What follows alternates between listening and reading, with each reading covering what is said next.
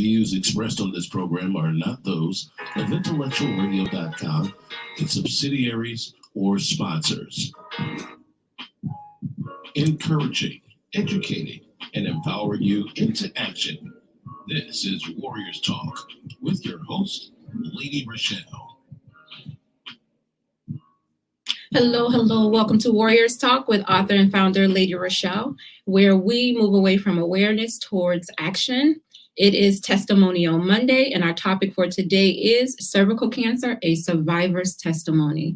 We are live on Intellectual Radio. We want you to keep it locked right here and allow us to feed your brain. Our quote of the day is, cancer is only going to be a chapter in your life, not the whole story. Let's hear a word from our sponsor, Emanuel Church of God in Christ, with Pastor Michael Richardson. Greetings, I am Pastor Michael Richardson. And I am First Lady Anastasia Richardson from the Emanuel Church of God in Christ. We're located at 3058 West Van Buren in Chicago, Illinois. We are building upon a solid foundation. And we're inviting you to join us every Sunday morning on Facebook Live at Emanuel Cogic at 10:15 Central Standard Time. And you can also view our videos on our YouTube channel at Emanuel Cogic-MR. Once again, this is Pastor Michael Richardson and First Lady Anastasia Richardson, and we're from the Emanuel Church of God in Christ. We are building upon a solid foundation. Awesome. Make sure you like and follow the Emanuel Church of God in Christ and catch them every Sunday morning at 10:15 a.m. All right, so here are your trending topics for today. The second impeachment trial of former President Donald Trump began tomorrow in the Senate. The House charged Trump with the indictment of insurrection for his role in the deadly January 6th Capitol riot. Trump rejected a request to testify in the trial. His legal team claims a Senate conviction would be unconstitutional and that his speech was protected by the First Amendment.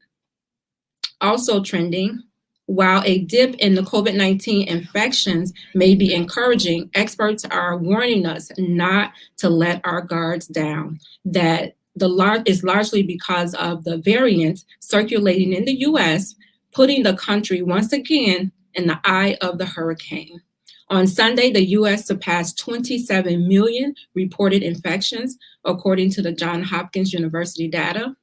More than 31 million Americans have so far received their first dose of the vaccine from Pfizer and Moderna. According to the Center for Disease Control and Prevention, as officials work to ramp up the vaccinations across the country, more than 9 million people have so far received both doses of the vaccines. There is a third vaccine on its way to the U.S. market, which is Johnson & Johnson, and they have asked the Food and Drug Administration for an emergency use of authorization of the vaccine last week. So health experts continue to encourage Americans to get vaccinated as soon as possible. Research published last month offering reassuring evidence that people who are vaccinated against the virus will also be likely protected against the emergent variants. February is Heart Disease Month. Cardiovascular is the #1 killer in America and the #1 killer amongst women. The American Heart Association signature women initiative, Go Red, for the month of October is a comprehensive platform designed to increase women's heart health awareness and serve as a catalyst for change to improve the lives of women globally. It is no longer just about wearing red. It's no longer about just sharing heart facts. It's all about women making a commitment to stand together with the Go Red and taking charge of their heart health. Nearly 80% of cardiac events can be prevented. Cardiac disease continues to be women's greatest health threat. So choose to be heart healthy today. We are also celebrating Black History Month. So salute to all the African Americans who have made history and for those who are currently history in the making. So I'm excited about the show today. If you are tuned in on social media, do me a favor, like, share the show. invite somebody else in on the show, and allow them to get this valuable information. I have a very special guest joining me today. She is a wife of a wonderful husband, an amazing mother of 5. She's celebrating 8 years as a cervical cancer survivor, and she's also a doTERRA wellness advocate. So welcome to Warriors Talk, Mona Patterson. Hi, welcome everybody. Hello. Welcome. Hello, America. And the world, right? Yes. I'm excited about this topic today. I know that the information that you're going to give out today is going to be life-saving.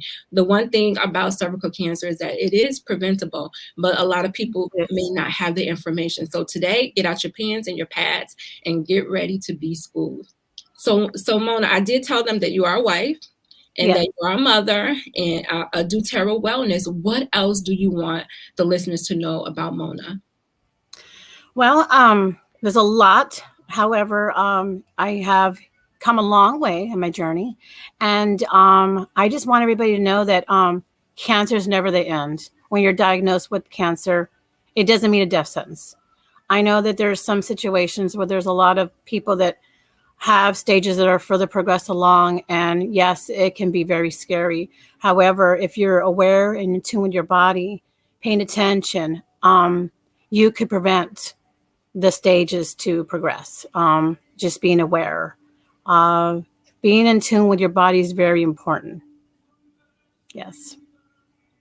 So I want to talk about exactly what cervical cancer is. So the definition, I actually got it off of the American Cancer Society website, and it states that cervical cancer is a type of cancer that occurs in the cells of the cervix, the lower part of the uterus that connects to the vagina. Yes. So now we know exactly what it is. And you just said something about knowing your body. So it's important to know what the symptoms are when it comes to cervical cancer. Go ahead. No, I was going to say, take us on your journey, Mona, to when you actually found out that you had cervical cancer. Like, how did that come about? So it was, I believe, in the midsummer was around July of 2012. And I noticed that my body was I don't know if it was if it was a whole body. I don't know. It's kind of hard to explain. All I know is that I knew something was wrong with me, even though I really didn't see a lot of things that were happening. I felt something off in my body. One thing I do remember is I did feel bloated, but I mean, sometimes, bad diet could be bloatation. So I hear a lot of people also have back pain. I did have back pain as well. But again, I had back problems. So July of 2012 was a big indicator. I felt like something was going on with me.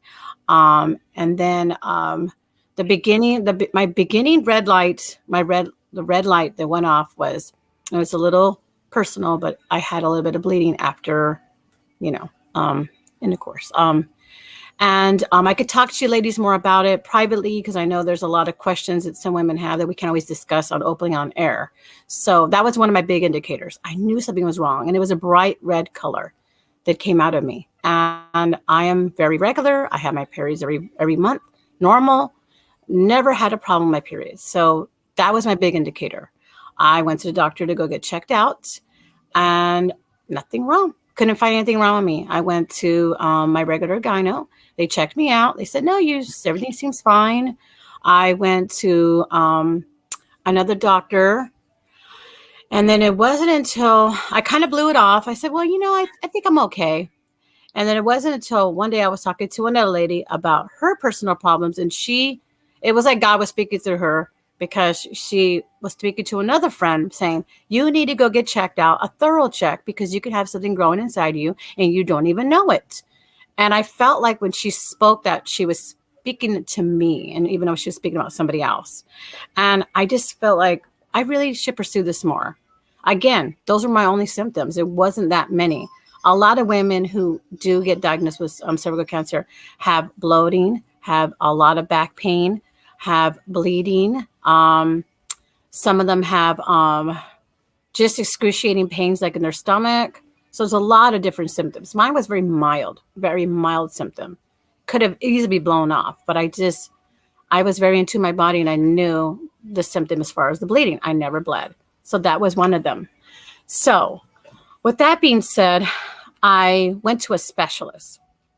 Finally, towards the end of the year, I went to a specialist. And when he went and checked me, he kind of, at that point, thought something was going on. The checkup was a little painful for me. And at that point, I said, well, I could do one of two things. I could continue to blow it off, or I could continue to get checked. So he didn't have the exact, he ran my labs, and I ended up going to ER that day. I was so freaked out. The way his face just seemed, well, it could be something more serious, because it actually hurt the actual checkup, and I had some blood coming out of me. So I knew something was going on more. So I went to ER. I had them do every kind of check on me. Nothing. They could not find nothing wrong with me. They did a ultrasound scan. They all seemed to think I was fine. I still knew something was going on. Fast forward to, I went back to my regular doctor. He ended up checking me out. Then he decided, he saw, well, maybe you have some pull-ups going on. Pull-ups, like little, he said there was something going on there, but he wasn't quite sure. So when he checked me out, he says, why don't we go in and do an exploratory kind of look inside? And I said, you know what, at the same time I'm done having children, let's go ahead and have my tubes tied so I could just no longer have children. I had 3 beautiful children, 2 stepsons already. So I was about, just ready to say, okay, let's get this all taken care of. And so when January of 2013, I had a surgery where they went into me and they checked me out. The doctor checked me out. Normally the doctor comes over to you and says, hey, okay, this is how the surgery went. No, my husband and I, when I got out of surgery, he didn't even want to look over at my direction. He was in his scrub, still in his hat, and walked out of the surgery room and just walked away. I just kind of said, well, maybe he had to go off to emergency surgery or something. I kind of blew it off. And the next day I was in recovery at home, and I got a phone call. And I got a phone call from an oncologist office trying to schedule me an appointment. I had no idea what was going on at that point. So wait, the doctor did not even have the guts to tell you what was going on? No. I don't know if it was, maybe he didn't. I to this day, I always ponder and think about it. Why did he come over and talk to me? Why did he walk away? I never really asked him. I never saw him again. He's a family doctor. My family knows him really well. I don't have anything really against him. It was a little bizarre, but maybe he didn't have that. Like I said, he didn't have the stomach. He said I was the second person when I did talk to him on the phone. So I'll pause right there where I was. I got the diagnosis over the phone. The oncologist called me. I didn't know what was going on. I hung up the phone. I called his office. He called me right back, and he told me, my darling, you are full of cancer. Wow. And I said, wow. I said, you didn't get the wrong labs. You got the wrong, because I have never had any really issues in my life. I try to live. I thought I was healthy at that point, When I got the call, he called me right back from the hospital and told me that. And he said I was the only person he told me this later on at the phone call right then, that I was like the second person out of his all his patients, because he's been practicing for years, that he saw the situation where the cancer progressed so fast. And he checked me out. I was fine. And then it was like it was there and it was not, So when he called me, told me that over the phone. He told me, you have cancer. And I lost it. I fell to the ground. Wow. I just want to make sure, before you go deeper into your story, that they do know what the symptoms are. And we do know that sometimes you may not have symptoms when it's like early on. You may not even have any symptoms. But and this may be kind of, some people may not like to hear the word blood or whatever, but you will have vaginal bleeding after intercourse, which she mentioned. Right. Period, or, after menopause. Also, a watery, bloody vaginal discharge that may be heavy or even have an odor. And she mentioned having the pelvic pain. You may have pain during intercourse. So these are some things that you can kind of look for. And if you have these things, then, go and talk to your doctor about it, and be adamant, like Mona, be adamant about something. If something, you don't feel like something is right within your body, be adamant about, them giving you an answer, because sometimes they can't turn you away, if they feel like they didn't find anything, but your body. So just keep pushing. Keep pushing. Always keep pushing. I knew something was wrong, even though I still functioned and went to work and felt fine. I didn't feel sick. I just knew something was going on. And again, like she said, yes, mine was a bright red blood. That's the indicator. That bright red blood is an indicator there is something bleeding in your body. Again, yes, I did not give up. I kept pushing because I knew, I kind of put in the back of my brain because I felt fine. But then my heart inside, I was like, no, there's something wrong here. Put my glasses on for a minute. Can't really see. Now I can see a little better. That's one of the problems. So the age, right? Eyesight. So we're talking about cervical cancer, a survivor's testimony, and we're talking with Mona Patterson, who is 8 years free from cervical cancer. So we just talked about some of the symptoms that she had, or some of the symptoms that you may experience if you are suffering from cervical cancer. So I just want to make sure that you have the information as far as the symptoms are concerned. And I wanted to talk about the different risk factors that you may have as well. Did you have any risk factors, Mona, as far as maybe a family history of cancer? Not at all. I was the first in my family to have cancer. My uncle had, my uncles had cancer, lung cancer, but I believe he did smoke. So other than that, no female cancers in my family. None. Wow. It was total shock to me. Total shock. Okay. Cancer is not discriminatory. It can attack anybody at any time. It does not. It doesn't care. It doesn't care what you're doing at what point in time in your life. It does not care about any plans that you have. It doesn't care. It comes with joy. That is so true. Yeah. So let's talk about the risk factors. So some of the risk factors, I know it says one of them could be you have many sex partners. So that will actually increase your chances of getting it. And then also the HPV. Yes. If you have, it says early sexual activity as well, that would also increases your chances of your risk factors and other sexually transmitted diseases.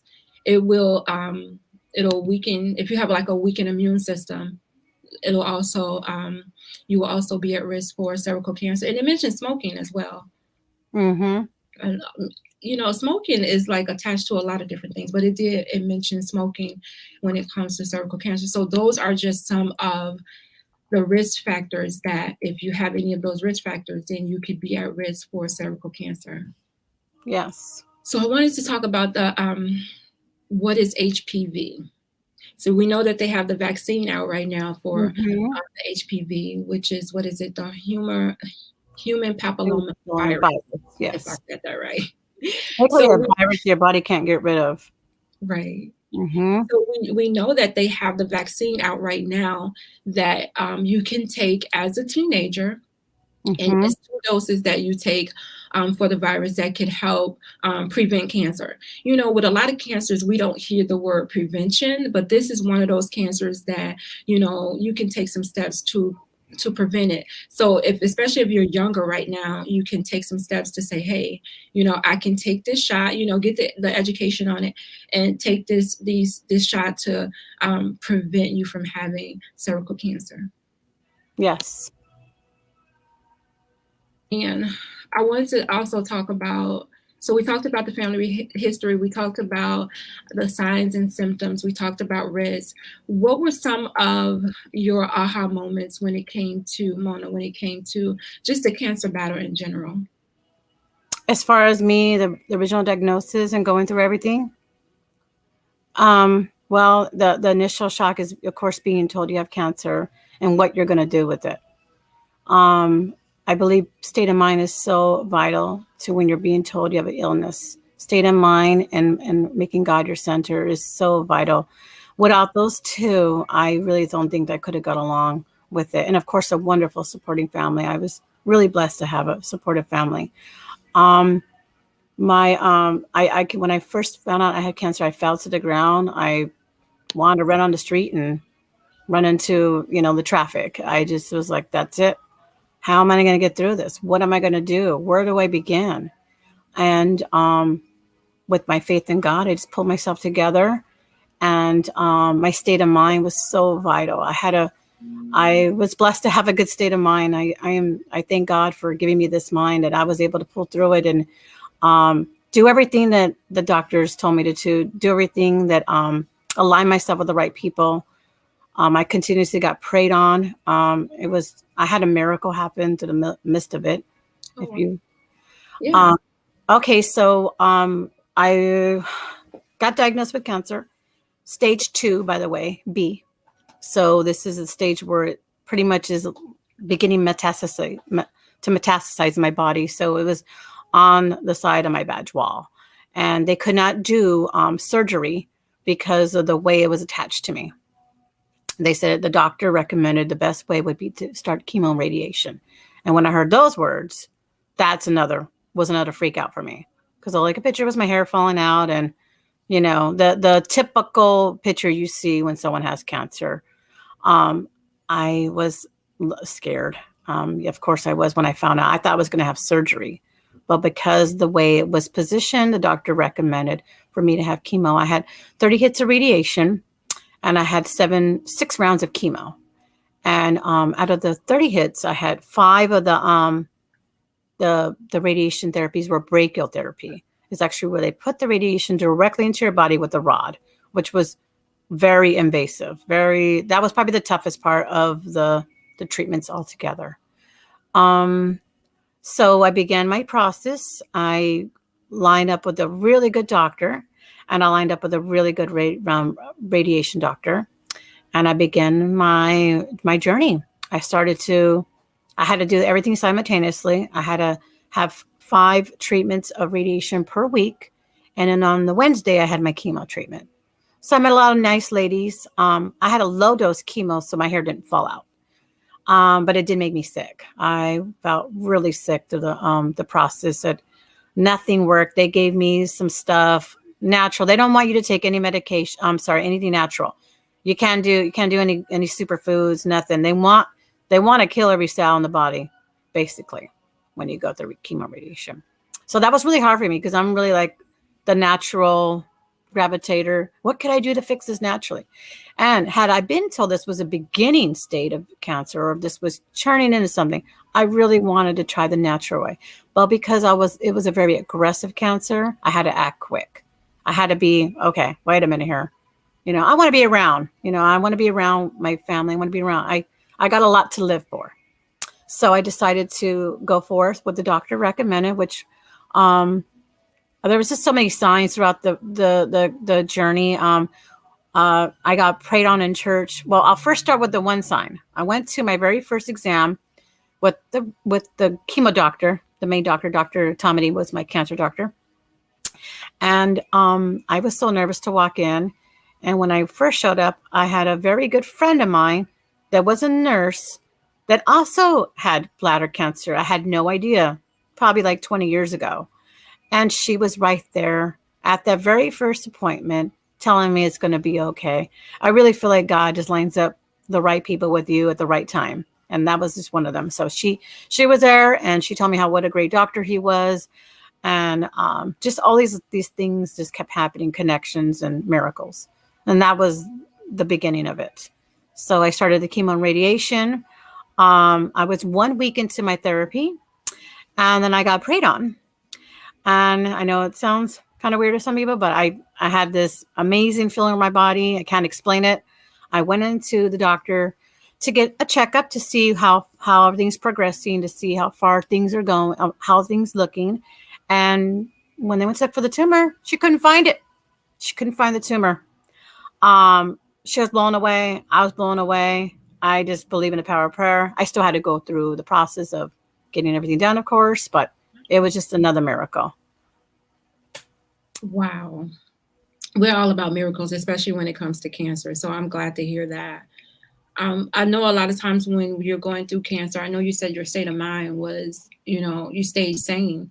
Did you think about getting any type of help, like counseling or anything like that? Was it even offered to you?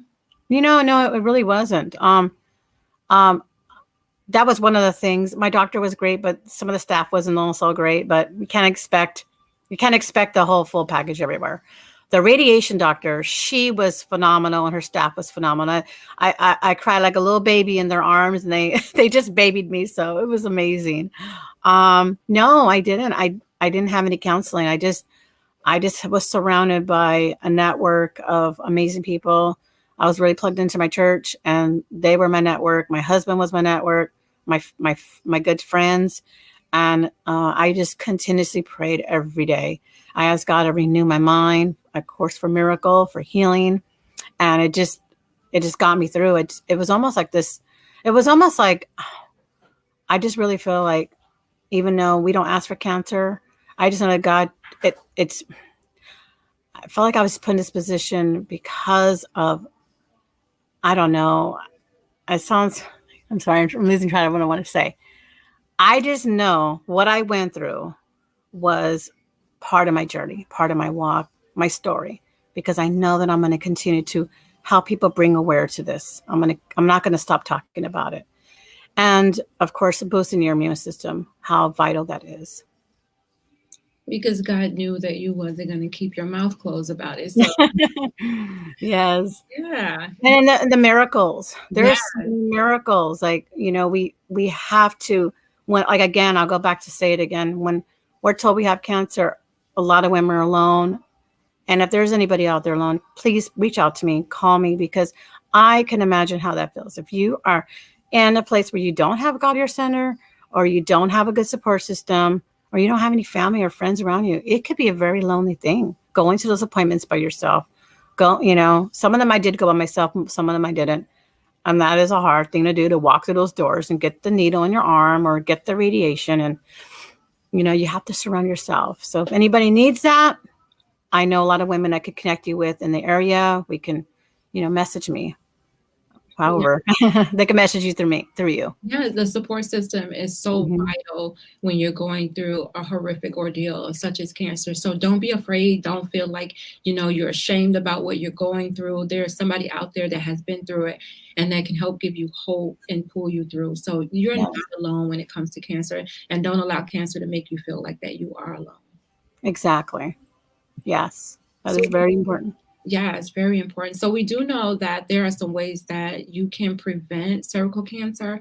And the first thing is, when you feel something different in your body, you should be talking to your doctor to try to figure out what's going on. Also, you can have routine pap smears. Get pap smears. And we hate those things. I know we hate them, but matter of fact, I got to go back again this year. But yes, just get your exams, even your breast, everything. Get your checkups. Don't brush off things. If you don't have the resources or the medical, there is places out there, that can provide. A lot of towns will provide those. Different cities will provide certain medical,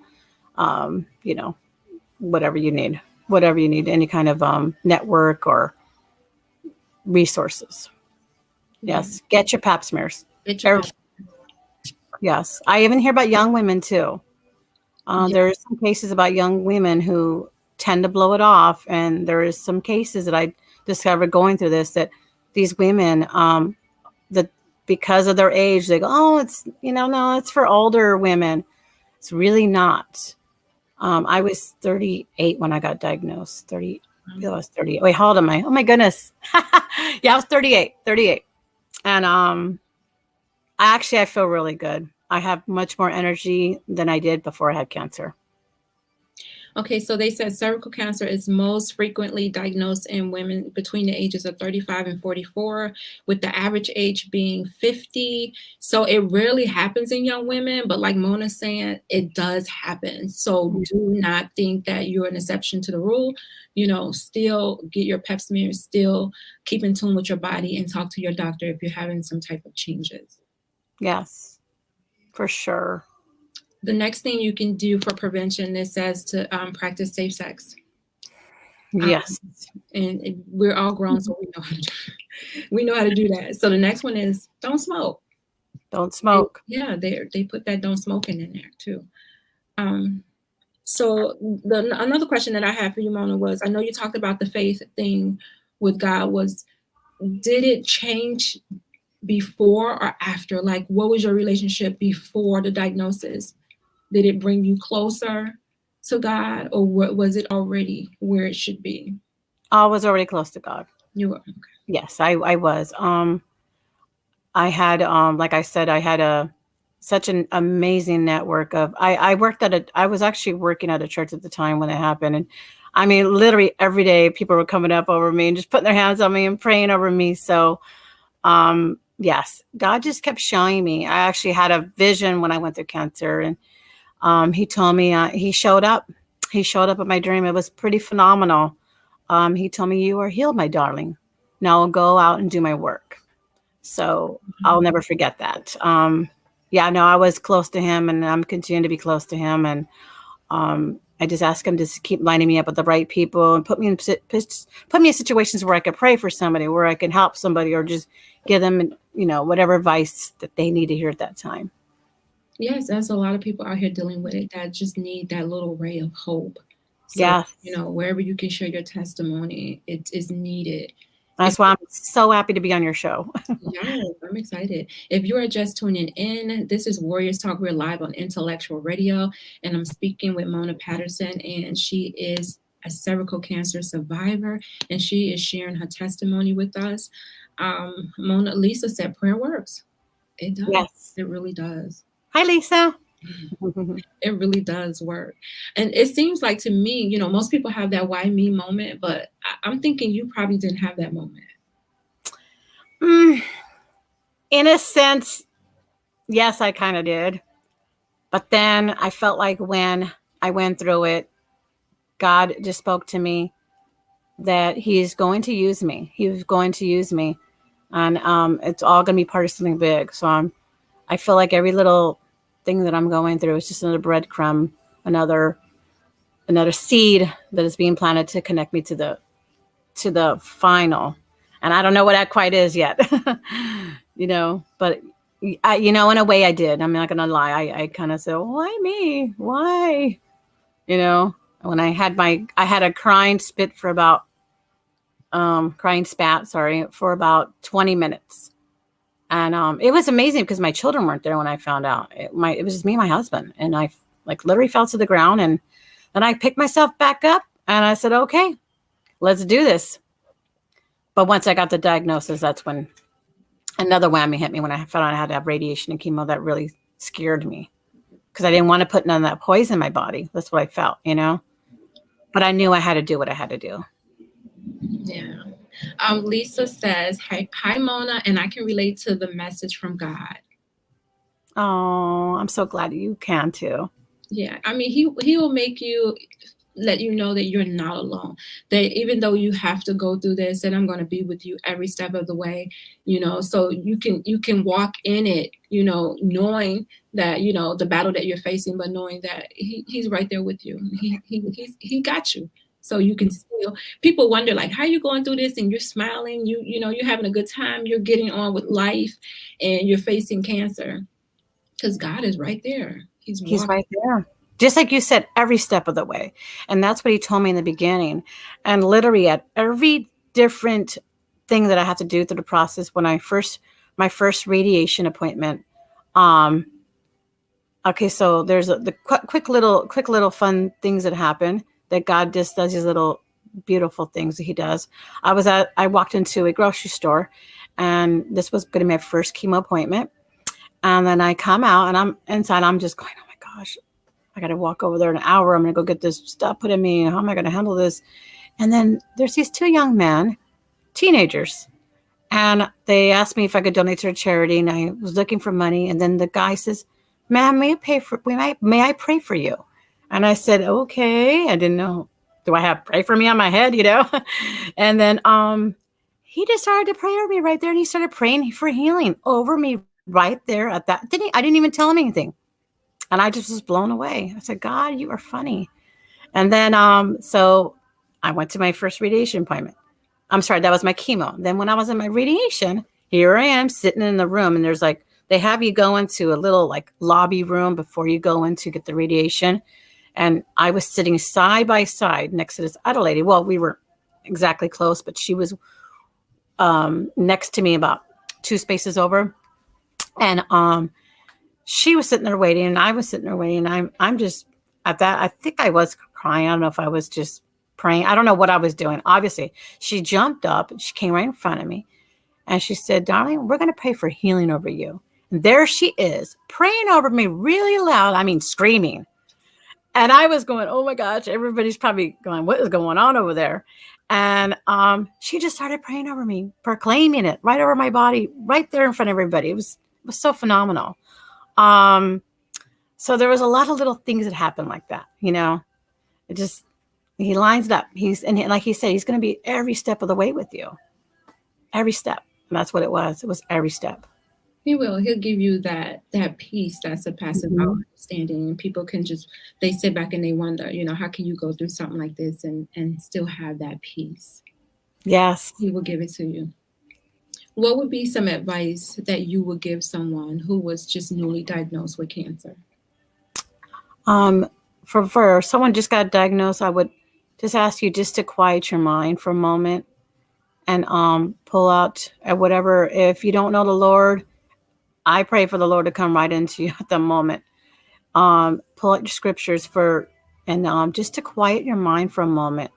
And maybe get yourself also surrounded by someone like that best friend you have, or that woman or that man, whoever you have in your life that is that strength, that you can sit there and talk to them about this, because you do need a support system. You need someone who's going to be strong for you. You don't want to get around too many negative people, because I tell you, I had someone tell me, well, you know, that it might come back or it's something really negative. They told me. I said, oh, no, I rebuke that. No, just surround yourself with really the most strongest person you can put yourself with, and make them part of your daily routine talk, or, you know, and then pour into your Bible, put your worship music on. Worship music is so vital. Just put it on when you're playing in the car, driving anywhere. Also try to connect with the church to bring fellowship.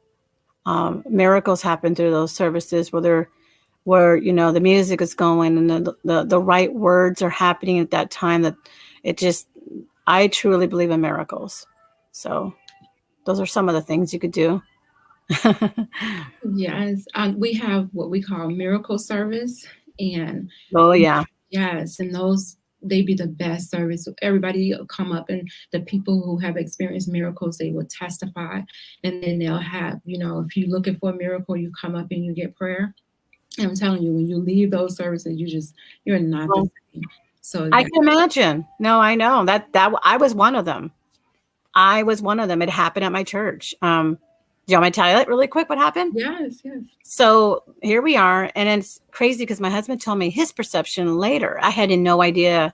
So one of our worship leaders was singing the song about the river, and then she said, "Everybody get up, come into the middle of the aisle. There's a river. There's a river in the middle of the aisle." So I jump into the river, and then I'm sitting there praying, and then one of my other friends comes up to me. And then one of my other friends comes up to me, and I really felt the Holy Spirit just hit me on the smack of the head. And then, you know, when you're in the water and you feel like that heavy, when you're like in a stream or the river and you feel that heaviness in your legs, that's exactly how my legs felt. I felt that the river just pushing onto my legs, and I just was blown away. I started to cry, and I really truly felt that was when the miracle happened for me. I was healed. And then I remember my husband was sitting down in the chair, and he was closing eyes. He was praying, but then he looked at the pastor, and the pastor told him, "She is healed." Well, later, my husband told me about a month ago, we were talking about the whole, we sometimes talk about the process again. And he said, "Remember we were at church?" And he said, he brought up the whole moment, the whole scenario. He says, "You know, I looked over at you, And my husband's not the type that will just go and say anything. He literally saw water coming down the aisle when I felt the river or the heaviness of the water. Like it was just, I know it sounds crazy, but he was just telling his part of it, and we put it together, and I said, wow, just the miracles. Like it was beautiful. I'll never forget it. And just everything that happened, all the little things that went on through the process. Wow. My Leo said, miracles are possible with God, life-changing. Never stop telling your testimony. Thank you. I won't. Thank you. It's important. It's healing for somebody. Somebody's out there looking for hope. Somebody's out there looking for someone who's made it through, who's overcome. And so it's important for you to keep sharing your testimony. Yes, it's so true. Thank you so much. And I won't ever give up. So if you know anybody who needs to be spoken to, let me know. Yes. We are live on Intellectual Radio. We are talking about cervical cancer, a survivor's testimony. We're speaking with Mona Patterson. And what I wanted to talk about, Mona, right now is those amazing oils. Oh, yes. So after cancer, I was left so weak, depleted. I literally couldn't really walk without getting fatigued, feeling like I was going to faint. It took a while. I don't know exactly how long the process was. But I remember we went on a trip, and I literally could not walk without feeling I was going to faint. It wiped my body out. I was a mess. And I just kept praying for God. One thing I do want to talk about when I went through chemo radiation, the only thing and I want to say this to a lot of people, I really feel like I wasn't allowed to take anything. They don't want you taking any kind of green tea or anything that's going to boost your immune system. No antioxidants, because they're literally just trying to rid your body of every single thing. But my doctors allowed me to take probiotics.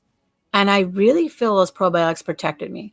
Another miracle that happened before I get into oils is I am left with no real damage. A lot of women who go through the radiation, especially when I had those brachytherapies, I always say it wrong. It starts with a B. Those really damage your body. A lot of women have had replacements of organs, like colon replacement. They're left with some of their bladder damage. I took the probiotics. I asked both my doctors. Now, again, I'm not giving out medical advice to anybody. Ask your doctors. But this is something you can bring up. If you're going through chemo radiation, ask if you could take probiotics. They allowed me to. They said it was fine, because I really feel like they protected me. And I really feel like they, and I had read an article after that, taking probiotics while going through radiation really helps protect your intestines. So I don't know. That's another miracle that happened. I just have some pain sometimes, down in, but other than that, I feel fully restored. No damage done. All that, the stuff that all the radiation, all the chemo that usually is a lot of people, they're still dealing with the results.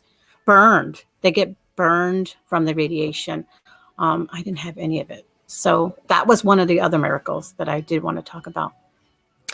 And then the show, you should have named the show Miracles, because you named about 4 or 5 of them already. Yeah, it's pretty amazing. I'm part of a big group where a lot of women talk about some of their results, and I just sit there and I said, thank you, God, every day. They're talking about, I have, severe burns on their side because of the radiation is, it's very, very violent on our body. So again, I was 6 months out. I don't even know. After the radiation, I was left fatigued, depleted. I couldn't really walk. And then I said, okay, I got to superfood my body up. So I just started to do superfoods. I did some bee pollen. I started to take, I did charcoal to detox my body, took some charcoal. I believe coconut oil is a healer. Coconut oil. Oh, I can't get enough about coconut oil. Also, I did a lot of essential oils. I started to tap into the essential oil world. I read about frankincense, how miracle of the body, what it does. And I just started to get into doTERRA. doTERRA is one of those oil companies out there. They're 100% pure. A lot of the oils in the market only have to be a few percent to say they're 100%. FDA only requires it just to be a few percent to claim 100%. But see, doTERRA strives on being 100% because of the process it has to go through. They also put people to work in other countries. They also have a lot of protection programs called Helping Hands that protect victims of sex crimes, and they put them to.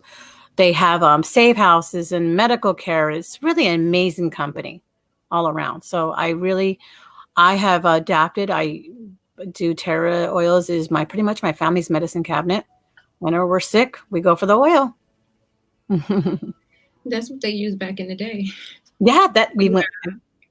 We just contaminated with a lot of different stuff, but that's what they used back in the day. Their stuff was pretty much pure. So yeah, we sure did. We gone away from all the natural, and we just plug our bodies with unnatural. Our bodies become overloaded. You know. Yes. Yes. I think medicine is a temporary fix. They never really get to the root of what's going on. They continuously just put a Band-Aid over it. So. Exactly. No, it's so true. I did have some problems with feeling fatigue and feeling a certain way after, and they just wanted to give me another medication. And I was like, no, I'm not going to do that. I'm not going to put something else. I've already put all that junk in my body. I know I need something else. So that's what I do. I'm actually doing a healthy keto right now. I recently lost 34 pounds. After chemo and radiation, I gained a lot of weight. I gained like 60 pounds. My body went nuts. So hormones were out of control. And now I feel so good. I clean eat. I cut sugar completely out of my body. I just do like a healthy keto. One of the only fats probably really is the MCT oil. I do add that into my diet. Really is a miracle oil too. Another miracle oil. And I just, and I do it for my family too. I'm like, we don't need that junk. It was a little transition for everybody. But the way my mind feels now and the way I feel, it's like, I'm not going to go back. I do have my cheat meals once in a while, but majority, my staple is eating as much as I can healthy. So vital for your body. So vital. Food is medicine. Food is medicine. Yes. So you just got to make sure you feed it the right things so they can operate the way that you intended and for the longevity of it too. So yes. We don't realize that we're eating for, down the road when we get old, we want our body to be in a certain condition. So you got to put the right fuel in it. Yes. So give us the website to where we can find these amazing oils. Well, maybe you can go to my Instagram. It's basically my Instagram name is Amazing Oils Healing. You can find me on Instagram. And, I love to, if you're local, I don't know, you're over there in Illinois, right? Are you? Yeah. So I'm in California right now in Torrance area. So you can go there. You can follow. I put a lot of tips on just different things that I continuously do for my family now. So it's Amazing Oils Healing in Instagram. And then my website link is right in there. Awesome. Thank you so much, Mona. I really appreciate you. Vulnerable to share your story, to share some hope and give somebody else, some hope to let them know that they too can be a survivor. So before we end the show, can you just give us some brief words of wisdom for someone who may be going through cervical cancer? You are not alone. You don't want you to fear.